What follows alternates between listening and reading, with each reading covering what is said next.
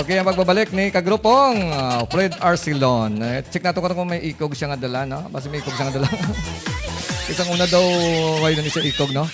Kagrupong Fred Arcilon, sang barangay, Talusan, Dumagas. Ginapangitan ng tiyong yaman sa radyo, no? Kaya balamutan ka mo, may ibang atingog, no? Nga wala sa iban. So, wala ka mo nagka-compete ka kada sa inyo, may style man ka mo.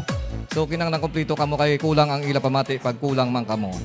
Okay, sa kagrupong Fred Arcilon, ang kasadya sa Banwa, palakpakan naton, mga kagrupo, mga ka-short. Okay, check tabing bayo mo kung okay pa. Okay man, wala ka man ma-missing. Sige na, sir. Okay na. Mayong hapon kanina sa inyo tanan nga mga ridere, mayong hapon sa inyo. Kaga diragali sa kay Otit gata. Ari di subong wala galong pero may balangaw di sa gwa.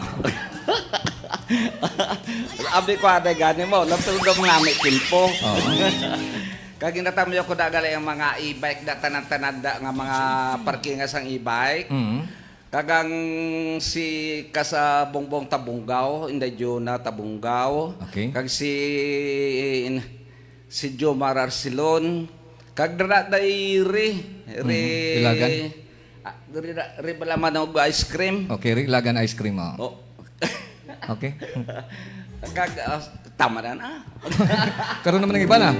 Okay, sa kagrupong Fred Arcilon with sa yung unang pagabahon, ang kasadya sa Banwa.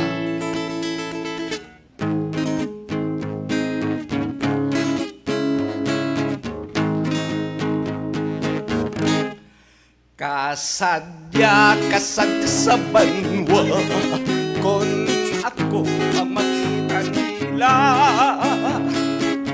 Mayaraga kadlaw, mayaraga kanta, may nagasaot sa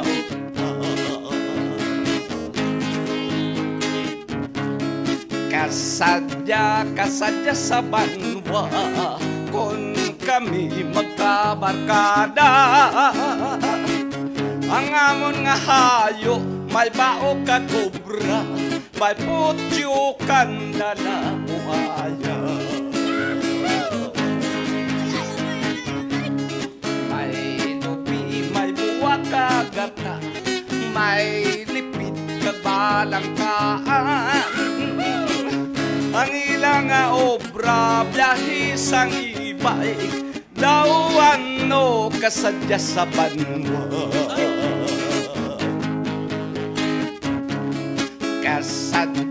Kasadya sa banwa, kung kami magkabarkada. Ang amon nga hayo, may baok ka kubra, may putyo kandala buaya.